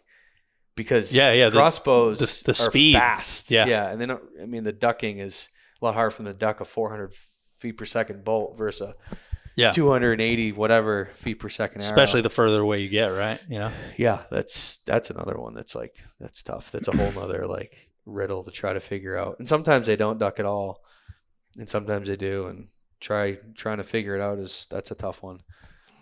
Yeah, and another good one I shot over its back this year. So yeah, it's been a little learning curve. Yeah, well, that's good though. I mean, you're getting into it. Oh yeah, it's well, maybe that's another challenge for you then. It's part of it. Yeah, real good at that. You know, it's totally different than shooting targets or 3D or anything too. It's definitely different. Yeah, I was an advocate before to be like, no, it's not that much different. You know what I mean? Like, even for the electric buck, because for me, what the real difficult part of that was like honing in on him and getting within 30 yards of him in a way that I could kill him, So like I might have whiffed that shot with the regular, probably. Yeah, potentially. Probably. Yeah, there's potential for it. Yeah, well, there's a whole, it's a whole nother aspect of it. Like it's hard. You shouldn't take anything away from that though, because like you're right, like getting 30 yards in daylight of that deer with a clear shot to his vitals is a huge win. That's a huge accomplishment. 11 and a half years old. Yeah. Like, of course. Yeah. Yeah. That's part of the battle. But yeah, if you can't close the deal with a bow, it's not going to happen. So it's like it adds another layer to the challenge. Like if you can, you got past level 1, 2, 3, 4, 5. Now it's like, all right, level 6 is this though. Can you close it with? Some people really struggle. It's a mindset. There's ways you can get good at it though. If you are struggling, there's ways you can get good at it. Different ways of doing it. Everything's experience, right? So like, if you don't fail, you never grow in anything, Well, that's the next the nature of the beast. Then that'll be fun I'm telling you, I love that. That last moment with a bow, I love that last dynamic of like, all right, how am I going to execute this shot with this bow? I love that. No, I already I am love like it. so like just focused and like, how am I going to figure this out? Like, no, there's something super cool about it that I feel like I missed out on by not. It's similar though. Like it's similar with a crossbow or a gun. It's just there's more into it with the bow, and it's just a little more. Yeah, there's certain stuff that because I've had criticism from some of my buddies, and I've learned a lot from it. But drawing back, like, does that make a difference? It depends on the environment. Like obviously, if you're in the open and the deer can see you and it sees you do this movement. That's going to, but if it's in thick cover and you pull back close behind a tree, that's not going to make a difference. But when you can sit there with the arrow gun like this the whole time, when he's 150 yards away the whole time and, pick your nose and come back to it and check your phone and that's different than like, all right, is it time? Should I pull back now? Can I hold? How long do I have to hold for? Let me do all my checklist of am I anchored right? Am I focused? Is my peep good? Like, it's more difficult. I've never shot at anything with a crossbow. It's kind of, I mean, I've never the rate at which it kills is ridiculous. I think that there would honestly be a lot less wounded deer. Oh, I'm sure there would be. I know there would be. For sure. That's a thing in some of my areas and some of my buddies that I like. It's like, oh, shit, like you hit it and then we find it like a year later, and it's and they're giants, and you're like, oh my God. Yeah, I think, or do you, I mean, I don't know. Would it even out because people are going to be trying to take 75-yard shots and they're obviously loud? I don't, in this area, I don't think so. You don't have too many of those, really. I mean, unless you're a field guy, Yeah. I think there'd be less wounded deer. I think that the accuracy even at 75 is like better than a mediocre guy at 40. I've shot one on a target and I think it was like 60 and I was blown away by how accurate they were. Oh, they're and it literally just like you have a superior aiming solution that doesn't matter if your peep and your bubbles. I mean, to an extent, but it's far more forgiving. Oh, of course. And just the speed and the power of that bolt. The speed is huge. It just drills them. They have no clue what happened at all. They're literally like, "What the? What was that?" They don't have time to react.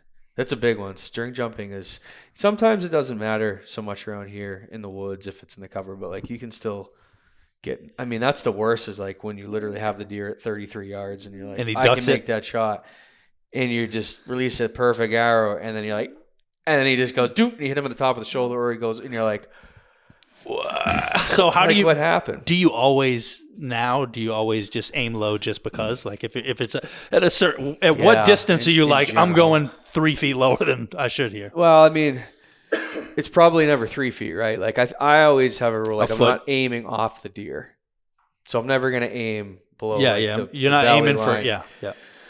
But at particularly like 20, when you get past 25 yards out to 40, 45, I think that's like the danger zone that's when they're close enough to the bow when it goes off that they hear it and they jump out of their skin, but they're far enough from you because if they're 18 yards, they still don't really have time to react. They'll hear it and they'll freak out, but too late. The speed of In sound. in that 30, in the 30s, they really have the time to react to it. So that's when I'm most like, I really don't like shooting those. I like them almost like 25 and 20, in, or yeah. like 50, like I'm telling you, like, Yeah, none of the bucks I've killed have been over 30. Like they've all been real intimate. which, so it's less important. But when you're getting in those 30s, I'm aiming like at the very like middle of the heart, maybe if I have to stop him and he's alert, like I'm probably aiming like low heart. Like if he doesn't move and I hit a little bit low, I'm probably not going to kill him. Like that type of thing. But most of the time to go. But like when they're out there a ways, like I shot my New York buck this year at 48 yards in a field, and I stopped him because not on purpose. Accidentally. I hit my stabilizer I was in a blind, and I hit the stabilizer. I was in the blind, and clank. And then he like looked up, and he's like looking, but I mean, so he was looking at me when I shot, like staring right at the blind, and he didn't duck before the arrow got to him. So I'm sure he heard the bow, but he's 48 yards, so there's like a safety like zone that they're like, nothing's it's far enough away that they think they can get out of the way. They don't have to immediately react to it, right? Like a mountain lion's not going to cover 48 yards in a second. So, but when you get There's inside nothing that in nature bubble, that can do right, that. Exactly. And he sat there, arrow went through him, and then he ducks. So, it was like, it didn't matter. Yeah. And so you almost like those longer ones, but yeah, when you get in those 30s, I think that's the out in the 30, low 40s. Yeah, it can be. And I've had them. I've shot deer, like I said, just exactly what I told you. I think about around 40 where I like aim low heart, and I've hit like a touch low and I missed, or just like cut hair. But that's a tough game to figure out, It's just experience. Do you more often than not go for a hard shot rather than the lung shot? I've always been kind of a forward center mass kind of. I like to shoot forward and low in general. I just think it kills them faster. I think there's more up there. I also shoot like an arrow setup where I'm not worried about the shoulder stopping my arrow. So like I don't worry about the shoulder like some people. Like some people are really worried about the shoulder, rightly so, because their setup isn't suited to go through it. So yeah, you want to be back if that's your setup. Yeah. I just shoot one that I don't have to, and I feel like if you take the shoulder out of the equation, the most deadly place to aim is like that heart, top of the heart area. Yeah, like forward, like there's a lot of good stuff up forward in that deer in that cavity, like up near the point of the shoulder, and they just die faster, I feel like. And I'm just never been a fan of like the hit them like one lung. I mean, I've shot them there, and it happens. It's always going to happen. But like, I don't want that to be like the plan is like, all right, I'm going to shoot them back of the lung, liver, because then that turns into liver gut or straight gut. Where it's like if you're kind of right in the middle, you hit a little bit back, you're still double lung, and then it seems like you almost can't shoot them. When you're on the right height, it's almost like you can't shoot them too far forward. You can, but like you have a lot of space there that you don't realize. Like there's you go up the leg, you almost can go 6 inches forward of that leg and still kill them really fast. Oh, really? Yeah.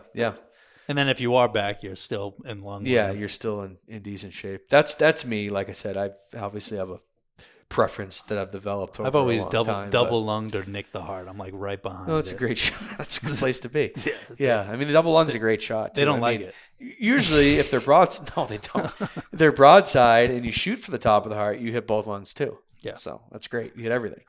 There's nothing, there's nothing to be complaining about with that shot. But so that I didn't actually know that. I didn't know that you. So how long have you? Was last year one of the first years you like strictly bow hunted? Oh no shit. Yeah. Oh no shit. I didn't know that. Yeah. I took my panties off and hung them up. They're drying up. Steve Ciampa also did the same thing last year because he hunted with a crossbow a lot. He hunted with a vertical bow too, but he didn't bow hunt at all.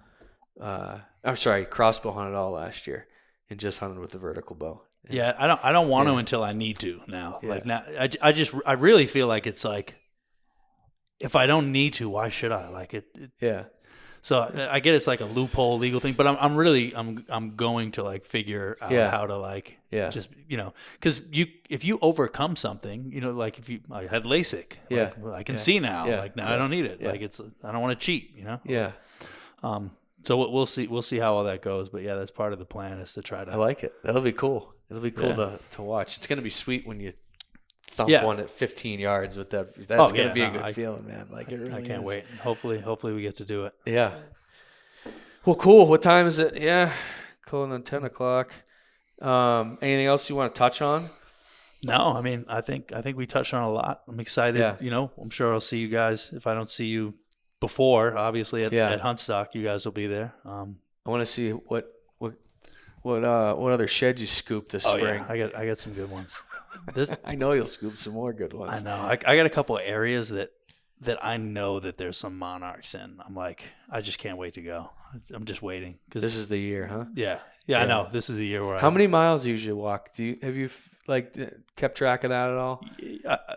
Previous years, I mean, I do at least on an average day like 12 to 16 or something like that. Yeah, I'll go pretty good. And so probably hundreds of miles during the electric buck time. It was a shit ton, like way too many. I was going like 4 or 5 days a week. That's awesome. Just stupid. I do all my work at night. I do like editing at night and like hang out with the kids after school. But as soon as they were at school, in the woods, just grid searching. Like I'll show you some of the Onyx stuff, you'll be like, all right, dude, chill out. Like, you don't need to do any of that. But yeah. So I'm sure I'll see you guys at HuntStand, and we'll do you reunite. Is there someone? Do you want to direct anybody anywhere? No, you guys got the code. So if they want to, anybody, okay, go to HuntStand. You guys got the code still. It's still active. Pat gave me the leeway ahead of time. He's like, their code's still active. So all right, JHC gets you. I think. Is it just? I don't even know. Is it just JHC? JHC. I can't remember all the codes off the top of my head. He's supposed to keep track. Who can? I don't throw have it on the screen, but John hasn't given me that one, but I'll figure it out. I'll I think he said it's just JHC. Okay, so I'll put it in the notes to make sure we can put the link there for their website. I think our plans to be at both. At least as far as I know, I'm like still in the fog of winter and like trying to like get work done and trying to I haven't thought that far ahead yet, but cool. Well, thanks for coming on. It was a fun one for sure, and, man. I appreciate it. Good luck finding more bone, and good luck killing that big guy this fall. Someone's got to do it. I remember seeing your map before, and it's anxiety, and actually I will say that I think I've broken Onyx. I've had multiple times now Onyx that I put camera. I'll color code my cameras, right? So if it's a regular camera, I'll use the red camera icon. If it's a Moultrie, I'll use the green camera icon. If it's a blue, whatever. And I put cameras up and had the icons disappear. Like I'll go back like to pick cameras up in the spring and be like, I am absolutely sure. Or it'll change color because I'll change it to yellow if it's like I've removed the camera but I'm planning on putting it back. And I've gone to multiple areas where it's like either been gone and my camera's still there, the icon's gone, or the opposite. Like there's no camera there, but it's showing the icons there for a camera stuff. I think I got 4,000 like pins. I'm like crashing their servers every time. Dude, I get like talk about anxiety. I'll look at my maps and I'm like, I gotta clean this up. Like, it gets hard to see because like, okay, so half the value of having the mapping software is being able to look the big birds, picture. a big picture of like topography in the area. But when you have such a cluttered thing of pins and tracks, it just doesn't look like anything. But it's when you're really zoomed in, you know, like when you're really zoomed in on an area, like this is, you know, what's the distance there? That's probably, you know, 500 yards. But look at it, camera, Yeah. camera, like Yeah, a couple of them in there. if you put on, you know, you can see this is like impenetrable stuff in here. Yeah. Like that, you know, that's all like stuff that you literally can't get through. That's open oaks. Yeah, yeah. This other stuff is like you're not just climbing through that crap. No, you know? no. So So much goes into it. So much goes too into much. it. I know. Think of how many hours like. It's a lot of And hours. I don't even have the time anymore. It's part of the thing with me. It's like Goes back to like my rap stuff when I was doing that, writing songs like every day for years. Like I joke with some of my buddies all the time. I probably could have been a doctor twice. Like the amount of invested energy into like recording and writing and studio time. Like if I was studying to be a neurologist or something. I'm sure. Which Well, you then have to. Your brain has to like that though, or else you're not gonna. No. You no way you could put that. Oh, you can't level force of it. that. No, No. But same thing goes into this, you know, it's like there's a lot of time and effort that goes into really trying to hone in on specific ones. A lot of heartache too. Yeah. It's all I like. I'm glad there's some part of that though. I think my obsessiveness sometimes it plays in my favor though, because I know other guys that hunt in the area, and once like they'll show me a picture of a deer and be excited about it, and then when I show them like 52 pictures of the deer for the last 7 years and all their sheds, I think it like takes a wind out of their sails a little bit. But I'm like, oh, all right, never mind. Like, oh shit. Like, all right, I'm right. All right, fine. I guess you are on them.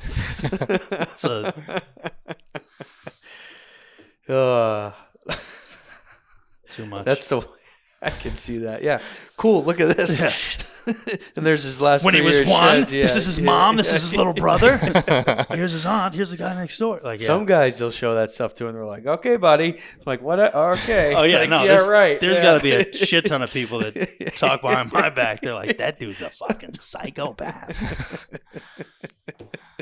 I think there's all a little bit of that in all of us, but it's good though. It's healthy. It's a healthy addiction. I say it all the time. I know a couple guys that were like true addicts. This one, one dude was a super alcoholic, and I'd become cool with him. I'd met him in the woods, and I remember like kind of coaching him, being like, as he was like going through his sobriety, and being like, "Yo, bro, instead of going out this Friday and spending $100 at the bar, go buy a new camera and then go put it in the woods on set." And he did that. And now this dude got as many cameras as me, you know.